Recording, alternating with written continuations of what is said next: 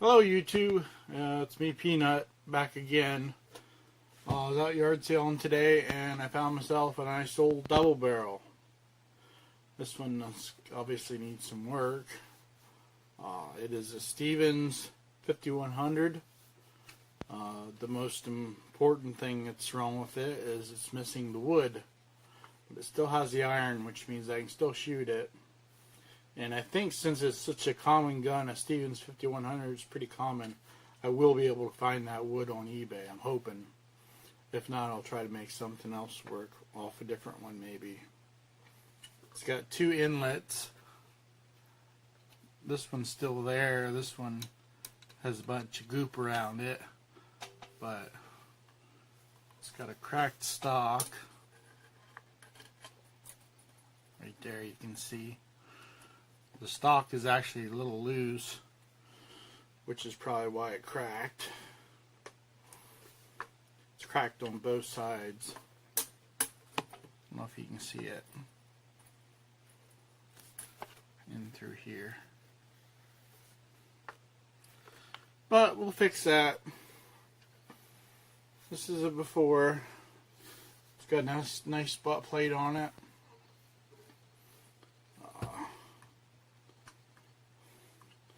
The position of the switch here with the barrel, just open the barrel, I don't like. It's too far to the right. Comes this way too far.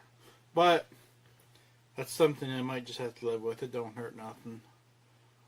The barrels are nice. It's missing the bead up front, which I can take care of that. Done her before. I got one for it.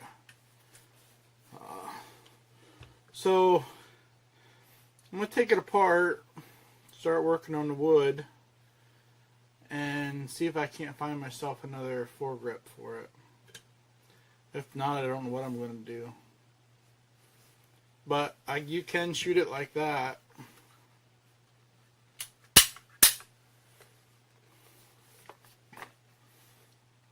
I'll take the camera down and I'll show you the crack a little quick. Okay, there's the crack. If I had two hands, I could twist the stock and show you how far it opens. It's got a nice Stevens logo.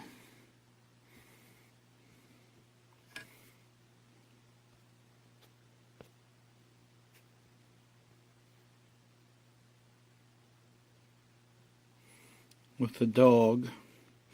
Can't see it very well. My camera won't pick it up. Good focus.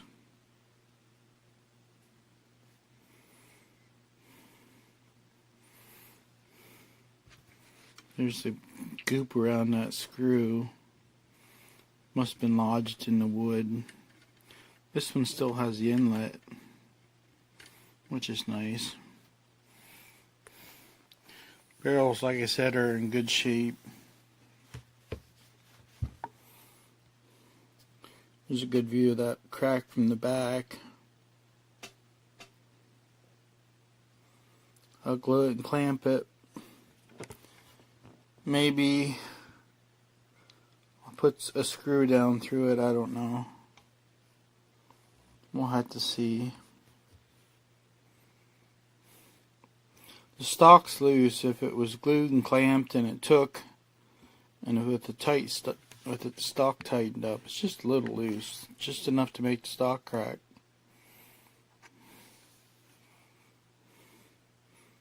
There's all the writing upside down. Anyway, my next project. Hey, welcome back. I'm doing the cracks one at a time. I got my Gorilla wood glue and I put it in the crack. I got it in the crack pretty good, but I'm doing them one at a time because it was dripping down, and you got to keep the inside clean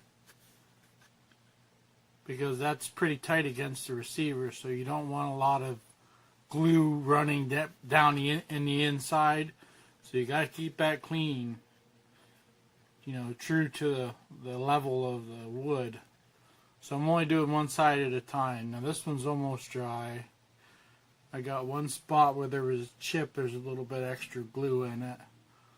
Now when that dries, I'll do the other side, and when I sand that, that'll chew that surface up. I plan on sanding that pretty good. I haven't decided yet whether or not I'm going to put a screw in it or a nail. It's pretty thin. Probably just leave it go. Unless I drill and put a nail in it. Put a nail in flush, you'd probably never see it. But I don't show a lot of the work I do. And here I got one side clamped, I got it glued. And I'll do the same thing on the other side. I won't film it. But I'll open up that crack as far as I can, and I'll put that wood glue in. Just smear it right in, push it in as far as I can. Clamp it, and then clean the glue, excess glue off. Let it sit. I'll let it sit overnight. My forend, I did find a synthetic, is it Tenefer? A synthetic stock or forend grip for a Stevens 511. I found that on eBay pretty cheap. It's not wood, but it'll work. It's better than nothing. And so I just bought that, and I was lucky to find it.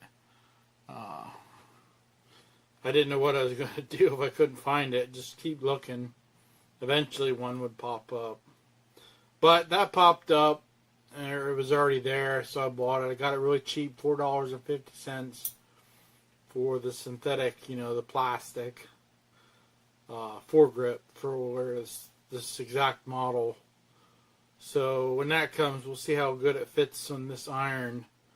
From one 5100 to another 5100 doesn't mean it'll fit. I have another Stevens 5100 that I tried to use, take the forearm off of and put on this to see if it would work, and it wouldn't fit. They're both Stevens 5100s, but my other one wouldn't fit on this one. I don't know why. So, whatever it needs, if we can make it work, we'll make it work. We'll make it, even if I got to sacrifice a little bit of looks, make it a little less pleasing to the eye, but more functional, I'll do it. But that's where I am right now. I'll do a little bit more work on this.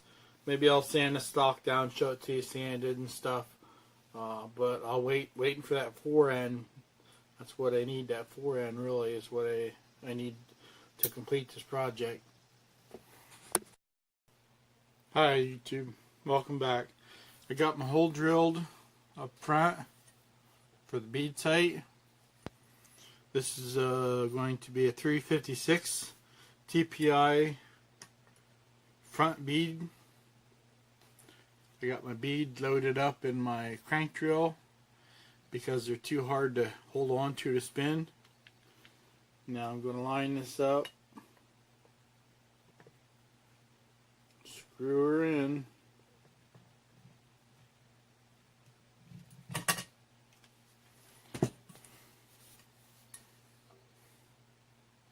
what do you think? That's all it takes.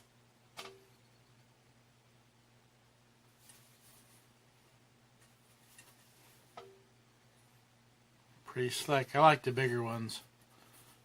It's a fairly good size one. Well, that's done.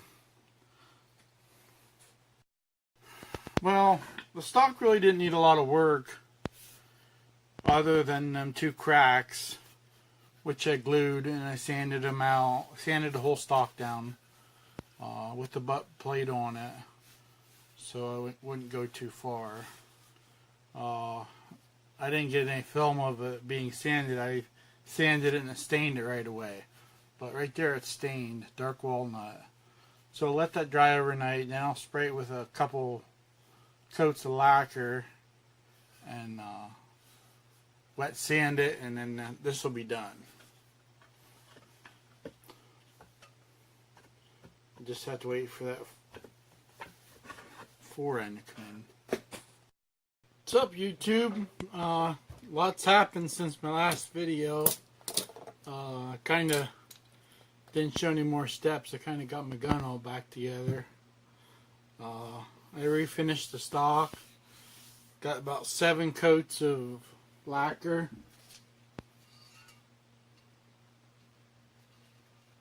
That's from Dollar General or General Dollar, one or the other.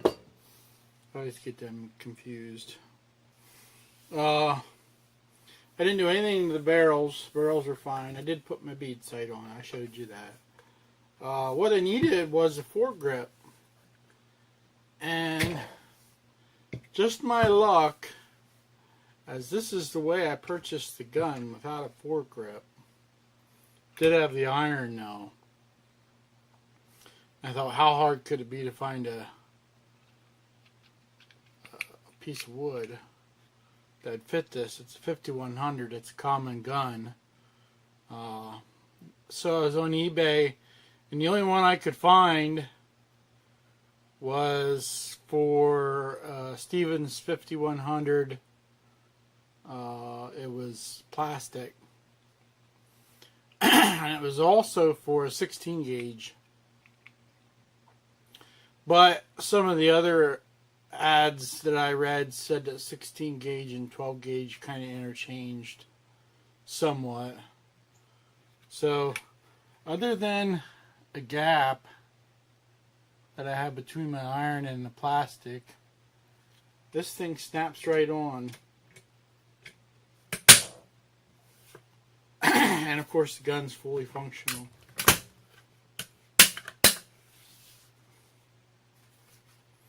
So there you go. I paid $4.50 for that foregrip plastic one. And I paid $5 for shipping, but I don't always count shipping because that's just the nature of the beast, cost of doing business.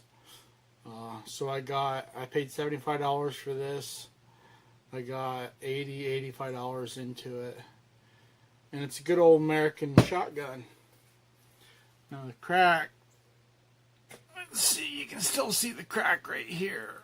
I did repair it, but you can still see it, but it's repaired. It shouldn't be going anywhere. I made sure that this stock was tight as I could get it. Anyway, this will be the end of the video. From start to finish, I got one at a yard sale. It was in pretty bad shape, and I got her all fixed up. Oh, I got $5 into the bead sight, so it takes it up to about 90 bucks. Gotta count that. I guess I should count my supplies, my clear coat and my stain, but I just don't use that much of it. Anyway, here's one more for the gun rack. I hope you liked the video. I enjoy making them. I enjoy working on these guns.